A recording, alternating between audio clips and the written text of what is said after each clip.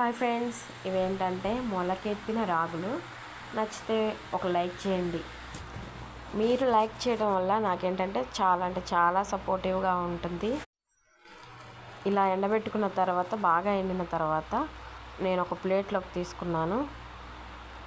బాగా ఎండిపోయాయి అన్నమాట. చూడండి, ఈ పైన ఏంటిదంటే వాటి యొక్క మొలకలు చాలా భలే ఉన్నాయి. నాకైతే బాగా నచ్చాయి. ఫస్ట్ టైం చేశాను నేను ఇది నేను యూట్యూబ్లో చూసి నేను ఇంట్లో ప్రిపేర్ చేశా. ఇది చాలా బాగా వచ్చింది. నేను ఇది హాఫ్ కేజీ తీసుకున్నాను అనమాట. హాఫ్ కేజీ కాబట్టి ఇంట్లో ప్రిపేర్ చేసుకోవచ్చు అనేసి, ఇక బయట మిల్లుకి ఇచ్చి ఎంత అన్ని కూడా లేవు.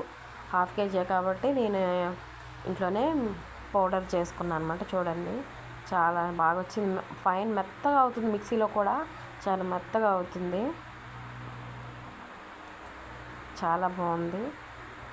ఇదేంటంటే మనకి హెల్తీగా ఉండటం కోసం చిన్నప్పుడు నాకైతే అసలు ఈ వీడియో చూడగానే నాకు యూట్యూబ్లో మా అమ్మ గుర్తుకొచ్చింది. చిన్నప్పుడు మా అమ్మ నాకు చేసి పెట్టేదన్నమాట మాకు.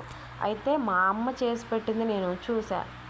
రాగి జావా తయారు చేసి పెట్టేది మాకు ఫుడ్.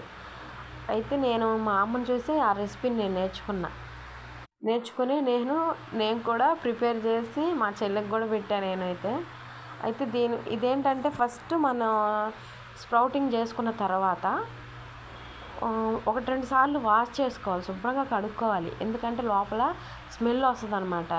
స్మెల్ వచ్చింది, నేను కడిగాను శుభ్రంగా.